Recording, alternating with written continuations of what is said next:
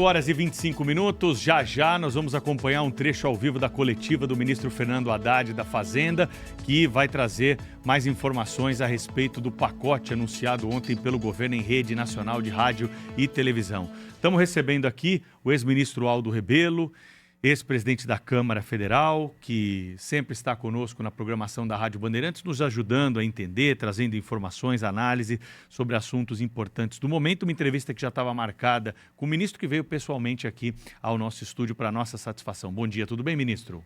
Bom dia, Pedro. Bom dia, Thaís. Bom dia. Dia, Cláudio. Bom dia, Sônia. Bom dia aos nossos internautas. O senhor acompanhou esse anúncio aí do governo, desse corte? O que o senhor achou dessa medida? Olha, você já viu que o mercado precificou e você viu a reação do dólar. Então isso demonstra que o ministro Haddad não conseguiu o que queria. O ministro Haddad conseguiu muito aquém daquilo que se propunha. E já há a ideia de que isso tem prazo limitado, ou seja, tem prazo de validade, esse remédio, e que o governo vai precisar recorrer brevemente a outras medidas. Por quê? Porque a solução é provisória. A solução é provisória porque o ajuste pela despesa é limitado se não vier também pela receita. E a receita está difícil por quê? Primeiro, porque não dá para aumentar imposto, porque o resultado pode ser pior. Você pode ainda ampliar a sonegação, quebrar empresas. O país tem que retomar o crescimento. Não tem outra alternativa. E o país não está preparado para retomar o crescimento porque as corporações que bloqueiam o crescimento do país, de certa forma, controlam o governo, como nós podemos ver na fronteira agrícola, na fronteira da mineração, em todas as áreas que o Brasil pode crescer, ele está bloqueado. E aí o mercado, naturalmente, desconfia ou tem certeza de que o pacote é muito limitado. E já estão posicionados em Brasília os ministros que vão participar dessa entrevista coletiva. Deve ser aberta pelo ministro Fernando Haddad, que começa a falar nesse momento aqui. Você vai acompanhar ao vivo um trecho desse pronunciamento agora aqui no Jornal Gente, na Rádio Bandeirantes e na Band News TV.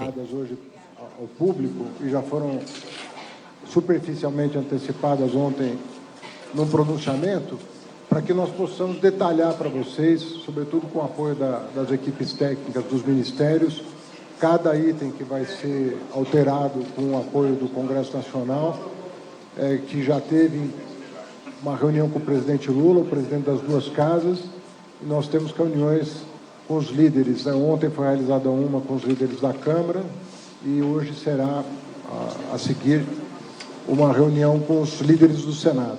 Então, eu vou começar esclarecendo algumas questões que, evidentemente, a imprensa acaba divulgando por dever de ofício, mas para a gente organizar um pouco o debate e não confundir temas que estão correlacionados, mas que vão andar paralelamente no Congresso Nacional. Então, eu vou começar primeiro falando de uma questão fundamental para nós, que é a reforma tributária. Não queremos confundir o debate da reforma tributária com a questão de medidas que visam reforçar o arcabouço fiscal. A reforma tributária, tanto do consumo quanto da renda, tem um pressuposto que foi anunciado no começo do governo e que vai ser mantido se depender do Executivo. A reforma tributária, tanto do consumo, que está em fase final de tramitação no Senado Federal, quanto da renda, ela tem o pressuposto da neutralidade fiscal. O que significa isso? A reforma tributária não visa nem aumentar, nem diminuir a arrecadação. O objetivo da reforma tributária é buscar eficiência e justiça tributária. Essa é a finalidade. Esse princípio foi respeitado pelo Congresso Nacional em relação ao consumo. E nós, ontem, em reunião, deixamos claro que este princípio deverá ser respeitado também em relação à renda. O que significa isso? Que qualquer aumento da faixa de isenção do imposto de renda, como já foi feito por este governo 2 vezes, tem que vir acompanhado de uma compensação. Ou seja, o projeto de lei que vai ser encaminhado pelo Executivo da reforma da renda pressupõe neutralidade tributária e o compromisso dos líderes de votarem um projeto que este princípio esteja respeitado. Ou seja, não se trata de mexer com o nível da arrecadação de impostos. Trata-se de buscar justiça tributária. Por que é importante dizer isso? Porque o Congresso vai ter o seu tempo, agora, sobretudo a partir do semestre que vem, vai ter o seu tempo de analisar a proposta do Executivo para que tanto o imposto do consumo quanto da renda entrem em vigor 1º de janeiro de 2026. A reforma tributária do consumo entra em vigor 1º de janeiro de 2026, começa a transição. A da renda também vai valer a partir de 1º de janeiro de 2026, e o único compromisso que nós estamos pedindo, o Congresso é absolutamente soberano para decidir, tem uma tramitação que é mais simples do que a reforma do consumo. A reforma do consumo envolve pacto federativo, conflito intersetorial, do ponto de vista dos setores econômicos. Essa não, é um imposto só, é só um imposto federal, ela é neutra do ponto de vista fiscal, não aumenta nem diminui a arrecadação, é por projeto de lei, não exige emenda constitucional.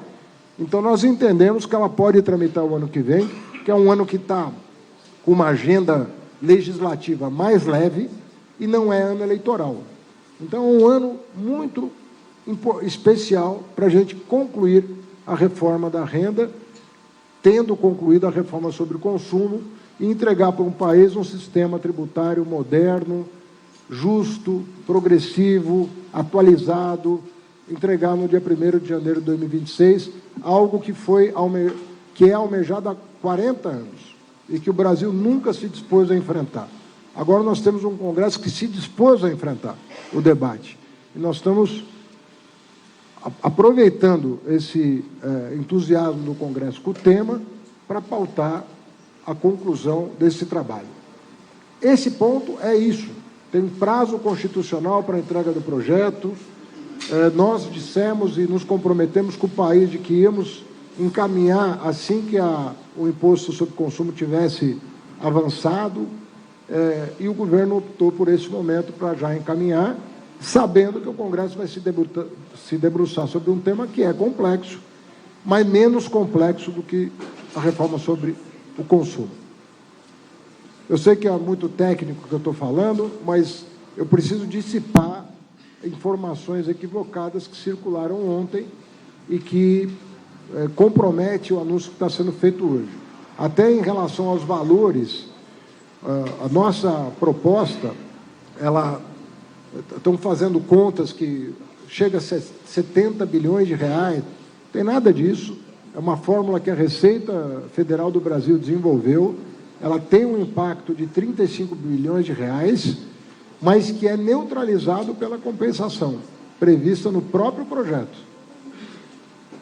E é um projeto muito bem pensado, há mais de um ano que a Receita Federal trabalha nesse assunto, com apoio das demais secretarias do Ministério da Fazenda e depois com a apreciação dos demais ministros sobre esse tema. Então, esse ponto é um ponto que o Congresso, evidentemente, vai ter o seu tempo, vai ter o seu prazo, como foi anunciado pelo presidente ontem, na presença dos dois presidentes das duas casas.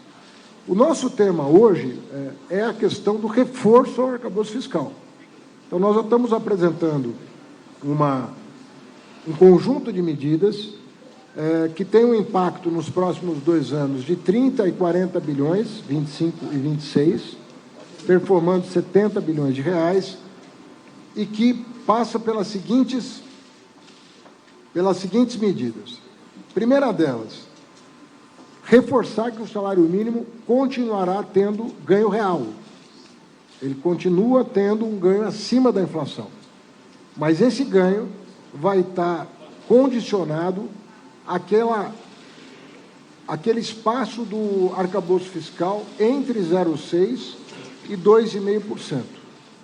Isso significa que o salário mínimo pode, inclusive, subir numa recessão, por exemplo, se amanhã, daqui 5, 10 anos, você tem um ano em que o produto cai, você vai ter uma trava de que ele vai subir 0,6, mas, ao mesmo tempo, também pensando na anticiclicidade do arcabouço fiscal, se você tiver um aumento do PIB muito grande um ano, você vai limitar o crescimento do salário mínimo. Então, você vai colocar entre o 0,6 e o 2,5 o crescimento do salário mínimo ano por ano, com isso dando conforto para o planejamento, elaborar a peça orçamentária com mais previsibilidade e com a possibilidade de manter as despesas discricionárias, no mínimo no patamar atual, ou com alguma com boa gestão, ampliando a capacidade discricionária do Estado para investimentos. Então, o objetivo dessa medida é circunscrever, conter os aumentos de despesas obrigatórias ao limite do arcabouço fiscal. Nós temos que fazer isso com todo o orçamento, do meu ponto de vista, para nós reencontrarmos o equilíbrio fiscal e podermos fazer o país crescer como ele vem crescendo, né? Com sustentabilidade, com inflação controlada, mesmo com os choques que nós tivemos esse ano, nós estamos conseguindo manter a inflação na série histórica, né? Desde o Plano Real, sob controle. E, repito, tivemos 2 choques importantes esse ano, ou 3, né? Tanto climáticos quanto externos. O dólar está se apreciando no mundo inteiro. E tivemos 2 choques internos. Ainda assim, o país está crescendo, nós devemos fechar o ano com crescimento aí de 3,4%, 3,5%, né? E uma inflação, se não dentro, muito próxima do teto da meta estabelecida pelo Conselho Monetário Nacional. Segunda questão, BPC.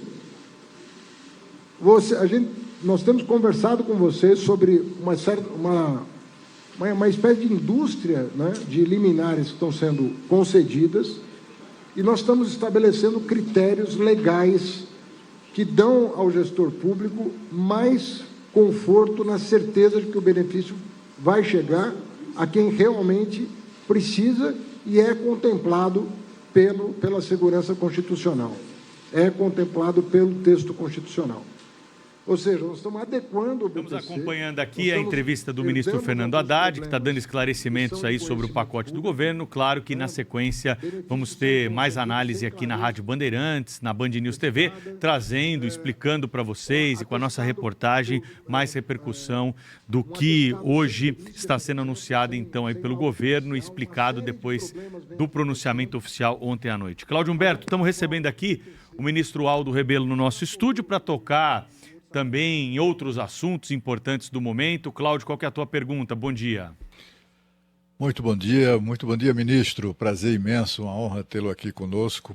Eu queria começar pedindo a sua rápida opinião sobre isso que a gente estava assistindo, que o país está assistindo, que é o governo ali anunciando cortes, etc., se é que podemos chamar isso de cortes.